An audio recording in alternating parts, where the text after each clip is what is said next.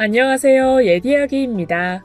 옛 이야기의 사연을 여러분들에게 읽어드릴 DJ 유진입니다. 구독과 좋아요는 채널 운영에 큰 힘이 됩니다. 꼭 부탁드리며 저는 여러분들의 댓글도 모두 읽고 있으니 댓글도 많은 참여 부탁드립니다. 그럼 오늘의 사연 바로 시작할게요. 안녕하세요. 저는 44살 여성입니다. 결혼한 지는 올해로 17년 차에 접어들었는데 느낌상으로는 그보다 2배는 더 산 것 같아요. 그 이유는 다들 쉽게 짐작하실 수 있을 텐데요. 바로 함께 사는 사람, 저희 남편의 올곧지 못한 행실로 소가리를 해야 했기 때문이죠. 이러한 제 사정을 알게 된 분들 가운데는 그렇게 고생만 시키는 사람과 왜 굳이 같이 사냐고 물으실 분이 분명 계실 거예요. 이 질문에는 한마디로 대답을 드리기는 힘들 것 같아요. 그저 짤막한 말로 줄일 수 없는 길고도 깊은 이야기가 있으니까요. 오늘 여러분들을 찾아온 이유가 바로 그 때문입니다. 제 이야기를 들려드리고 싶어서지요. 그러려면 우선 제 남편 이야기부터 꺼내야 할 것 같습니다. 그리고 우리 남편의 어머니, 제 시어머니 이야기도 꼭 빼놓으면 안 되겠죠. 남편은 저보다 2살 많은 46살입니다. 일남 3녀 중 막내로 태어나 많은 사랑을 받으며 자랐죠. 남편이 받은 든든한 사랑은 대부분 저희 시어머니로부터 온 거예요. 어머님은 젊디 젊은 33살에 남편을 여의고 홀로 악착같이 내 남매를 키운 분이세요. 소중한 내 자식들 중 어느 누구 하나 압이 없는 애라고 욕먹지 않도록 아이들에게는 꼭 깔끔한 옷을 입히고 좋은 걸 먹이려고 정말 무던히 애를 쓰셨다고 해요. 어머님 당신께서는 사고 싶은 거 꾹 참아가시면서 말이에요. 어머님의 이런 소비 습관은 경제적으로 여유로워진 후에도 여전했어요. 정말 필요한 게 아니면 100원 하나 허투루 쓰지 않았죠.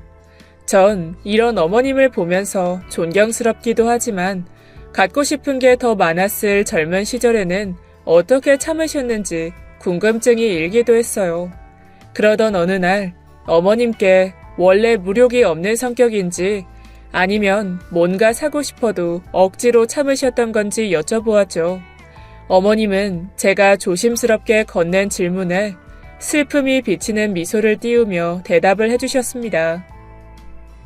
아무리 엄마라고 해도 나도 여잔데 예쁜 옷 한 벌 새로 해입고 싶은 마음이 없었겠니? 그런데 그렇게 갖고 싶은 마음이 간절해도 내 옷 사는 데는 차마 돈을 못 쓰겠더라. 왜요, 어머님? 왜 못 쓰셨어요? 새 옷을 사면 당장 다음 날 우리 애들 도시락 반찬이 형편없어질 게 뻔했거든. 애들은 입고 온 옷이나 도시락 반찬 보고 누구네 집은 돈이 없네 못 사네 하며 금세 놀려대잖니. 나 때문에 우리 애들이 도시락 뚜껑 여는 걸 부끄러워하고 점심시간이 싫어진다고 생각하니까 차마 돈을 쓸 수가 있어야지. 어머님이 들려주신 이야기는 한참 동안이나 제 마음에 남아 맴돌았어요. 이야기 속 어머님의 나이는 아직 35이 채 안 됐을 때였습니다. 한창 젊은 나이죠. 그런데 누구보다 예쁜 물건 좋아하고 멋쟁이인 어머님이 좋아하시는 여성용 블라우스 한 장 사기가 죄책감이 들어서 사고픈 마음을 억지로 눌러야 했을 걸 생각하니 마음이 굉장히 쓰이더라고요. 어머님은 시아버지가 돌아가신 후 이렇게 당신과 당신이 하고 싶은 건 뒤로 제쳐두고 아이들만 바라보며 살아오셨다고 말씀하셨어요. 그리고 어머님의 세 딸들, 저희 시누이들은 어머님의 희생에 보답하듯 정말 건실하고 똑똑한 어른들로 성장해 주었죠. 그런데 안타깝게도 막내인 저희 남편은 제 누나들에 비하면 철이 덜 들었어요. 결코 성격이 나쁜 아기는 아니지만 남보다 자신을 먼저 챙기는 이기적인 면모가 좀 있습니다. 시어머님은 막내이자 유일한 아들인 남편이 아버지의 부재로 인해 슬퍼한다거나 가정에 불만을 품을까봐 크게 두려우셨다고 해요. 그래서 남편이 아주 어릴 때부터 그 어떤 부족함도 느낄 수 없도록 할 수 있는 한 힘껏 정성을 들여 남편을 키우셨다고 고백하셨어요. 그리고 비록 좋은 뜻에서 한 행동들이었지만 어머님의 애정을 담은 물질적, 정신적 지원들이 남편을 자기만 생각하는 철없는 사람으로 만든 것 같다고도 덧붙이셨죠. 마음고생 안 시키겠다고 애지중지했던 내 자식, 남 고생시키는 거 몰라주는 사람으로 클 거라고는 미처 생각을 못했다. 하나만 알고 둘은 몰랐던 거야. 그저 자식 손에 물 안 묻히고 귀하게 키우면 귀한 사람이 될 거라고 착각했던 거지. 내가 막내를 오냐오냐 하며 키운 탓에 귀한 집 딸내미인 우리 며느라가 고생을 시키는구나. 아이고. 어머님은 남편을 키울 때 나름 잘한다고 한 것이 남편을 사랑을 받을 줄만 알지 감사할 줄 모르는 사람으로 만든 원인이라며 자책하시곤 했어요. 전 그런 어머님을 볼 때마다 안타까워 늘 따뜻한 위로의 말을 건넬 수밖에 없었죠. 하지만 사실은 어머님이 무슨 말씀을 하시는지 정확히 잘 알고 있었습니다. 솔직히 어머님의 성품과 어머님이 걸어오신 길을 봤을 때 남편은 그에 못 미치는 사람이라는 것에는 완전히 부인할 수 없었거든요. 어머님은 남편을 여인 후 생계를 이끌어가기 위해 시장 노점상에서 건어물 장사를 시작하셨다고 했습니다. 장사는 경험도 없을 뿐더러 생각도 해본 적 없었는데 어머님을 딱하게 여긴 이웃집 아주머니께서 건어물을 싸게 구할 수 있는 거래처를 알려줄 테니 장사로 먹고 살기를 찾아보라고 해주신 게 계기가 되었다고 하셨죠. 그런데 막상 장사를 시작하고 보니 어머님이 장사에 재능이 있다는 걸 비로소 깨닫게 되었다고 해요. 생각해보니 우리 어머니도 말솜씨가 좋아서 물건을 잘 팔았어.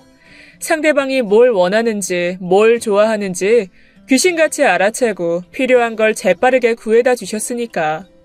나도 어머니의 그런 기질을 물려받은 건지 장사하는 첫날부터 딱 감이 오더라고. 이게 내 천직이로구나 하는 느낌이. 똑같은 건어물을 떼다가 팔아도 어떻게 깔끔하게 판을 깔아야 하는지, 누구한테 팔아야 하는지 남이 알려준 것도 아닌데 대번 알겠더라니까. 어머님은 장사를 시작하신 후 휴일이란 개념을 모르실 정도로 정말 열심히 악착같이 일을 하셨다고 했습니다. 어머님을 옆에서 봐온 저 역시 어머님의 이런 표현이 과장이라든가 부풀려진 자화자찬이 아니라는 것을 정말 뼈저리게 알고 있어요. 휴일은커녕 휴식도 모르는 것처럼 그야말로 성실히 일하시는 어머님은 현재 시장에서 꽤 큰 건어물 가게를 소유하고 계시는데요. 아무도 어머님의 정확한 재산은 모르지만 주변 상인분들 말을 들어보면 못해도 수십억 정도는 될 거라고 하는데 저도 이게 충분히 신빙성이 있다고 생각하고 있어요. 어머님은 분명 부유한 축에 속합니다. 하지만 저는 어머님을 두고 그저 돈 많은 양반이라고 부르는 건 좀 아니라고 생각해요. 꼭 제 어머님이라서 이렇게 생각하는 건 아니에요. 왜냐하면 어머님은 제가 지금껏 살면서 만나본 사람 중 가장 강단 있고 생각까지 깊으신 정말 배울 점이 많은 분이니까요. 평소에도 이런 생각을 자주 했지만 확신으로 바뀐 건 저희 아버지께서 큰 수술을 하고 입원을 하셨을 때였습니다. 이 당시 아버지는 그 흔한 보험 하나 없어서 엄청난 병원비를 고스란히 지불해야 하는 상황에서 쩔쩔매고 계셨어요. 딸인 저 역시 어떻게 해야 하나 발을 동동거리고 있을 때 한 번에 상황 정리를 해주신 분이 바로 저희 시어머니였죠. 아가, 그 병원비 시어머니가 내줄 테니까 사돈어른께 연락해서 병원비 걱정 말고 푹 쉬시라고 해라. 아니, 수술하고 회복에 힘쓰셔야 할 분이 병원비 걱정하게 둬서야 되겠니? 네? 어머님, 그게 무슨 말씀이세요? 병원비가 어디 한두 푼도 아니고. 너야말로 무슨 말이니? 그깟 돈이 뭔데 수야. 사돈어른 건강이 중요하지. 긴 말할 거 없고 난 그렇게 마음 정했으니까 아버지께 퍼뜩 전화해서 그렇게 말씀드려. 뭐해? 어서 연락 않고. 당당하고 기백 좋으신 어머님은 마음까지도 남들보다 배는 건강하신 듯 했습니다. 어머님은 당신의 자식들뿐만 아니라 제 가족들도 살뜰히 챙기셨고, 심지어 시장 내 동료 상인분들이 어려움을 겪을 때도 발벗고 나서는 분이었어요. 그러다 보니 상인협회 등에서 어머님께 회장 자리를 부탁하고 싶어 했는데 어머님은 책임감 있는 자리는 못 맡는다며 한사코 거부하셨고요. 어머님은 날이 굳든 해가 바뀌든 당신의 건어물 가게에 애정을 갖고 잘 이끌어 나가셨습니다. 하지만 얄궂은 치매가 성실한 어머님을 찾아오는 바람에 은퇴하실 수밖에 없었어요. 가게는 둘째 시누이가 물려받았습니다. 은퇴하시던 날 어머님 얼굴에 떠오른 표정은 전 평생 잊지 못할 것 같아요. 애써 슬픔을 감추고 웃는 얼굴로 가게를 떠나시는데 그 표정이 어찌나 애처롭고 슬퍼 보이는지 보는 제가 눈물이 다 나서 참느라고 애를 먹었어요. 치매는 우리 집 내력이야. 우리 어머니도 치매가 있었잖아. 그래서 어느 정도 각오는 하고 있었지만 그래도 섭섭한 건 섭섭하네. 아이고, 그나저나 이걸 어쩌지? 내 몸이 아직 건강하고 정정해서 일 더 하고 싶다고 난린데 이 몹쓸 치매가 문제야, 문제. 어머님은 말씀대로 몸은 정말 건강하신 편이었습니다. 제가 끙끙대며 용을 쓰며 들어야 하는 건어물 상자도 손쉽게 들어다 옮기실 정도였으니까요. 하지만 어머님은 치매 초기 증상이 보이자마자 바로 온 가족을 불러 모으더니 은퇴 계획을 밝히시고 후임자는 둘째 시누이라고 밝히셔야 했어요. 어머님은 당신의 어머니의 치매가 악화되는 것을 두 눈으로 보면서 치매의 진행 속도와 방향은 어떻게 변할지 모른다는 것을 절감하셨기에 한시라도 빨리 은퇴를 하는 게 낫다고 판단을 하신 거였죠. 어머님의 은퇴는 어머님의 치매 소식 못지않게 저와 시댁 식구들에게 큰 충격을 주었습니다. 어머님이 보여주시던 당당한 모습이 영원한 게 아니라는 것을 억지로 실감해야 한다는 것은 저희로서는 받아들이기가 정말 힘들었어요. 하지만 이런 가슴 아픈 상황 속에서도 다소 멀쩡해 보이는 사람이 한 명 있었습니다. 바로 제 남편이었죠. 남편은 어머님의 치매도 은퇴 소식도 덤덤하게 받아들였습니다. 충분히 예상 가능한 일이니 그리 호들갑 떨 게 없다는 반응이었어요. 외할머니도 치매가 있으셨잖아. 어머니가 치매 걸린 게 그렇게 충격받을 일은 아니지. 그리고 어머니 정도면 양호한 편 아니야. 본인이 알아서 겁먹고 치매도 심해지기 전에 알아서 일 그만두실 분별력도 있고 뭐 나중에는 적당한 요양원 골라서 들어간다고 하시지 않겠어? 당신 말 진짜 매정하게 한다. 어머님한테 일이 얼마나 중요한지 몰라서 하는 이야기야? 말로 표현은 안 해서 그렇지 치매 때문에 은퇴하시는 게 어머님한테는 얼마나 상처일지 생각도 안 해봤냐고.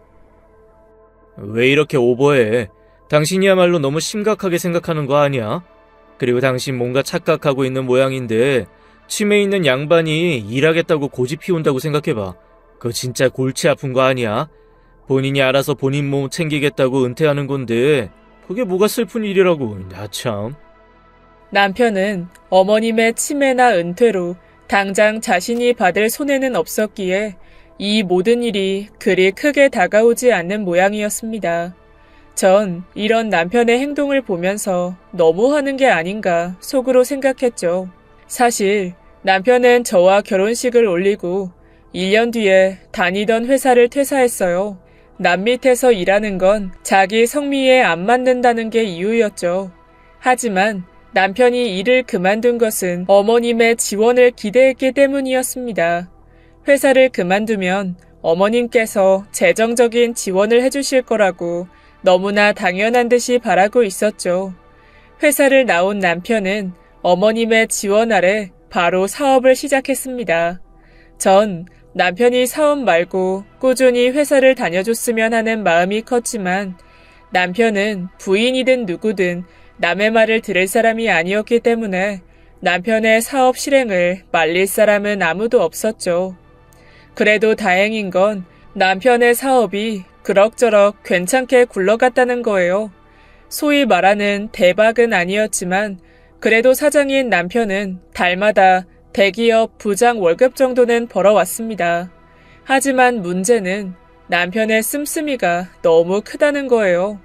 이 문제는 어떤 말을 해도 아무리 시간이 흘러도 고쳐지지 않았습니다. 남편은 아무리 그래도 사장인데 이 정도는 써야 되지 않겠냐며 당당히 주장했어요.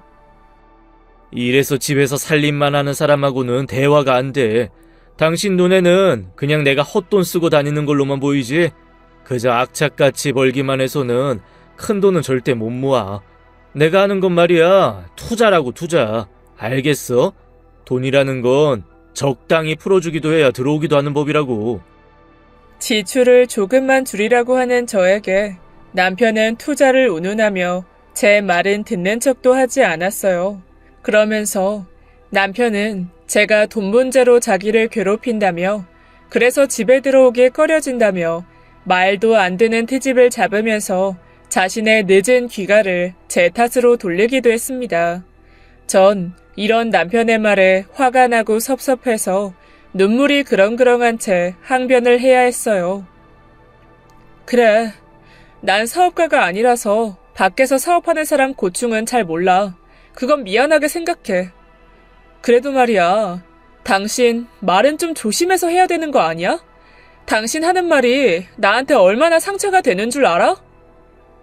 남편에게 섭섭한 것은 그가 던지는 냉랭한 말 때문만이 아니었습니다. 남편은 생활비도 제대로 주지 않았어요. 쥐꼬리라는 말을 써도 전혀 미안하지 않을 정도였죠. 심지어 그 쥐꼬리만큼 주는 것만 해도 감사했다 싶을 때도 있었습니다. 생활비를 정말 말 그대로 한 푼도 주지 않는 달도 종종 있었으니까요. 남편이 생활비로 동전 하나 주지 않는다면 100이면 100, 한결같은 이유였습니다. 바람을 피우는 여자의 생일이라든가 둘의 기념일이라든가 그래서 평소보다 돈이 더 들어가는 일이 있어서였죠. 네, 맞습니다. 남편이 생활비를 적게 혹은 아예 주지 않는 건 남편이 번 돈을 아내가 아닌 다른 여자한테 쏟아붓고 있기 때문이에요. 그런데도 왜 여태 같이 사느냐 하고 궁금해하는 분들이 많을 거라고 생각합니다. 남편의 이런 행태에도 불구하고 부부로 인연을 이어온 것을 두고 저를 답답하게 여길 수 있다는 것 또한 아주 잘 알고 있습니다.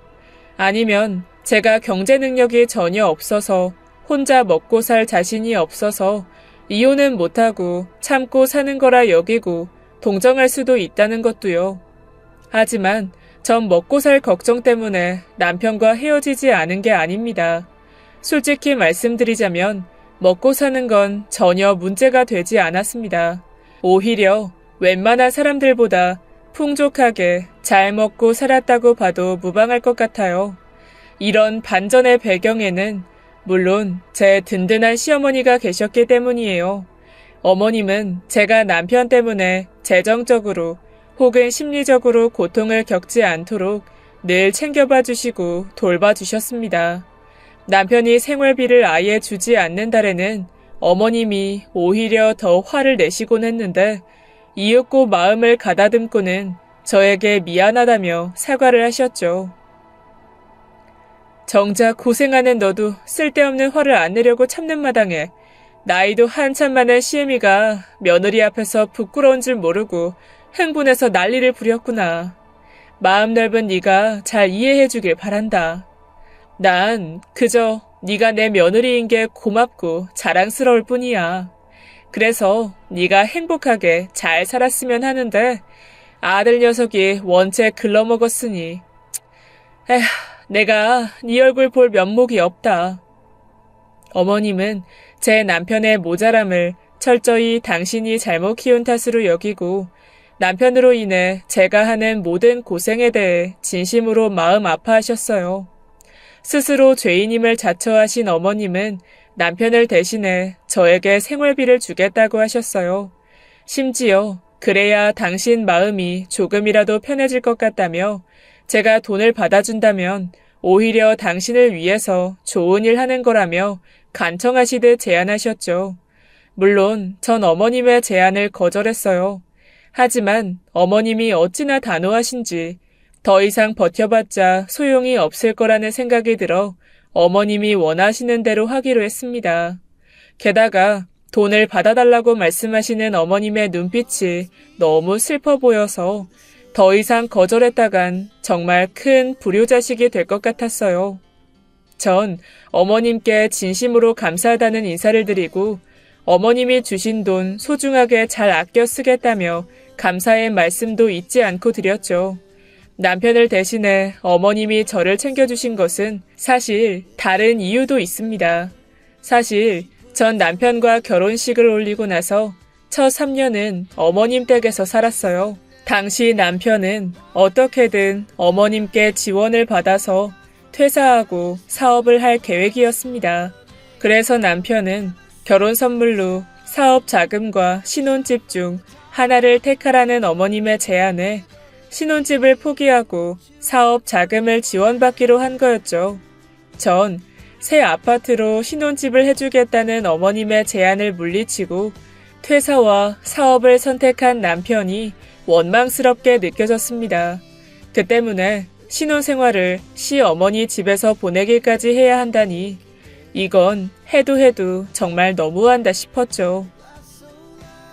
여보, 이건 좀 아니지 않아?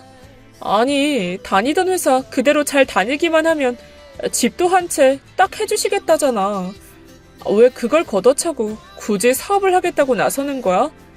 여보, 다시 한 번만 잘 생각해보자, 어? 그럼 나보고 평생 남이 시키는 일만 하면서 살란 말이야? 난 남의 회사에서 눈칫밥 먹고 사는 거 체질에 안 맞아. 사장으로 살아야 하는 사람이라고. 그러니까 이제 이 이야기 그만하자. 회사 일이 힘들다는 건 당신도 잘 알고 있잖아. 됐어.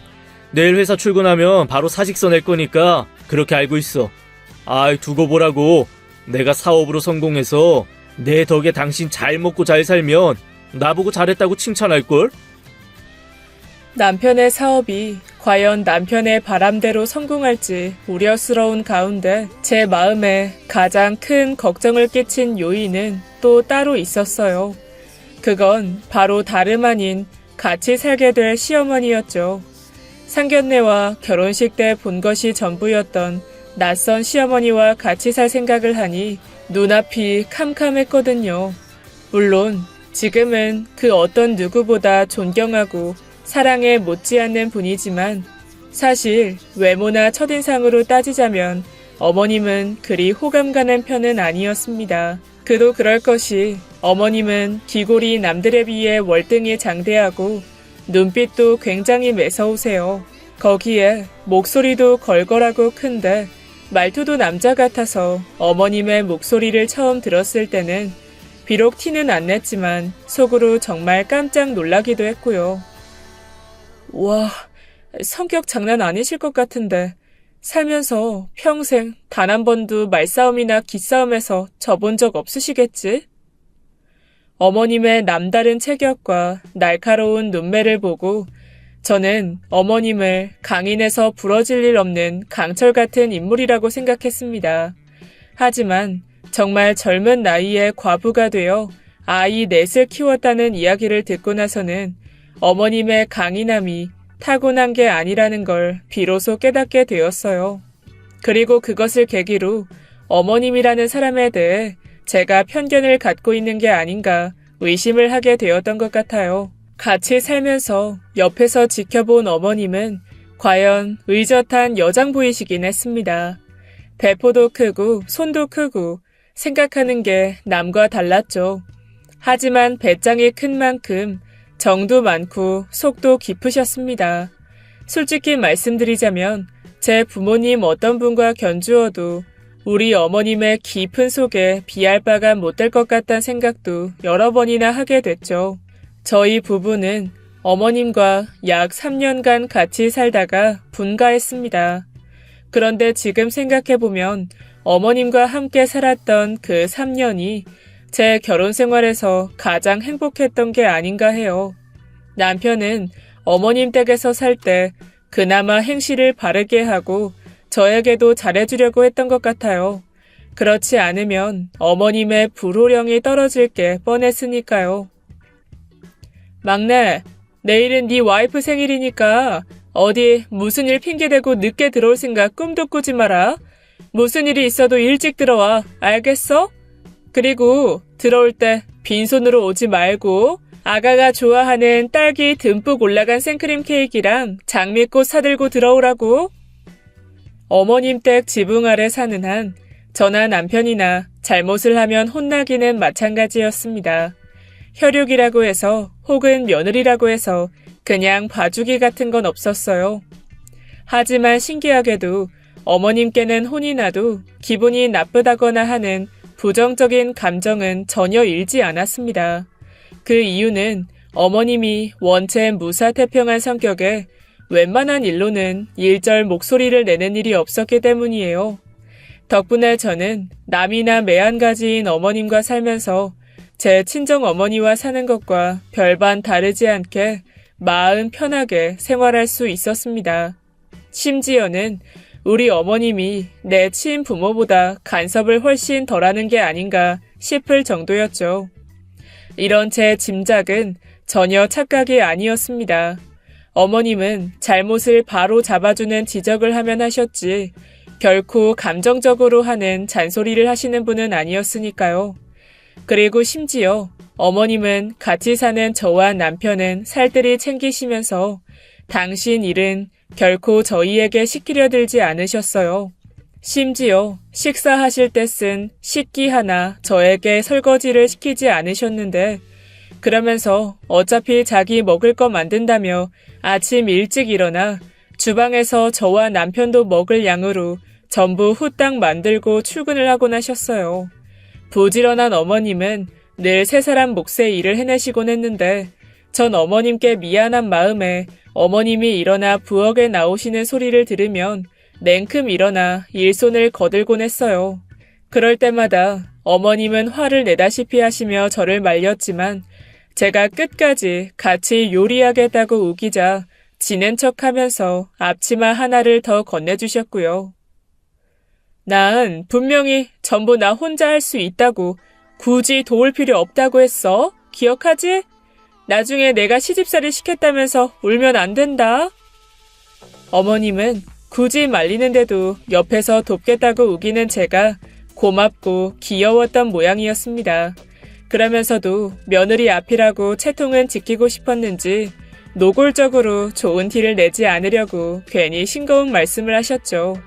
어머님과 저는 그렇게 서로 주거니 받거니 하면서 농담도 던지고 시간이 나면 차 한 잔 마시고 수다 떨다 보니 어느새 서로 정이 깊게 들었습니다.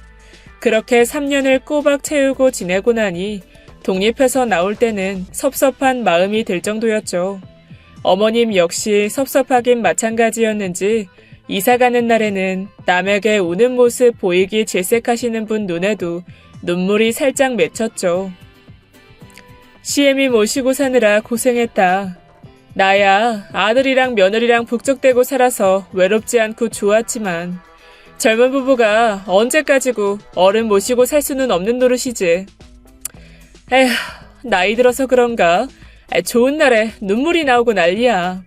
아가, 이제 진짜 신혼집다운 집에서 너희들끼리 잘 행복하게 잘 살아라. 어머님은 저를 꼭 안고 까탈스러운 당신을 참고 살아줘서 고마웠다고 말씀하셨습니다. 그런 어머님께 전 당치도 않은 말씀이라며 화답을 했어요. 저야말로 어머니 댁에서 신세 많이 졌는걸요. 어머님 요리 솜씨가 좋아서 앞으로 혼자 요리할 생각하니까 막막할 정도예요. 어머님, 저 나가 살아도 종종 놀러 올게요. 어머니 잘하시는 돼지고기 김치찌개 먹으러요. 아이, 얘는 또 김치찌개 얘기야. 알았어. 내 얼마든지 해줄 테니 언제든지 놀러와. 시어머니 댁을 나와 새집으로 들어간 첫날, 저는 꽤 늦게까지 두 눈을 뜬 채 깨어 있어야 했어요. 이날 밤, 좀처럼 잠을 이루지 못한 건 여러 가지 생각이 제 머릿속을 맴돌았기 때문이에요. 두 사람이나 나오고 썰렁해졌을 집에 어머님이 잠 못 이루고 계시지 않을지도 궁금했지만 무엇보다 보호자 역할 해주시던 어머님 없이 남편과 단둘이서 잘 살 수 있을지 그게 제 마음을 무겁게 누른 실질적인 걱정거리였죠. 남편은 제 걱정을 사실로 증명이라도 해주려는 듯 예전의 행실을 버리지 못했습니다. 오히려 분가로 인해 어머님의 직접적인 감시에서 벗어나 마음 편하게 제 하고 싶은 대로 하고 다니는 듯 했어요. 그 탓에 전 분가를 하고 어머님의 지원을 받아야 했죠.